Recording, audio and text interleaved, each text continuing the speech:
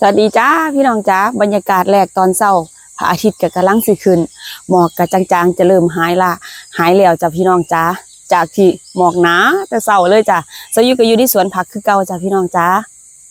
บรรยากาศในสวนผักตอนเช้าย่างเบิ่งผักทุกเช้าครับพี่น้องจ้า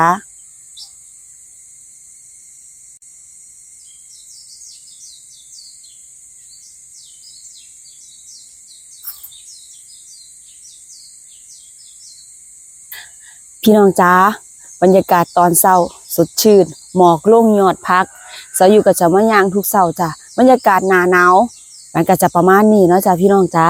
พักเนี่ยมื้อเช้าก็สิสดชื่นซื่นกรุบกรอบตัดผักเขาถึงบอกว่าตัดเนี่ยมื้อเช้านี่แหละจ้าพี่น้องจ้าอยู่ในสวนผักย่างเบิ่งผักจิบกาแฟเฮาก็มีความสุขแล้วความสุขที่เฮาสร้างขึ้นเองเฮาสามารถสร้างได้เด้อจ้าพี่น้องจ้าที่เช้าอยู่ก็จะอยู่ในสวนผักตอนเช้าแปลงนี้เช้าอยู่ก็ตัดขายไปแน่ละเด้อ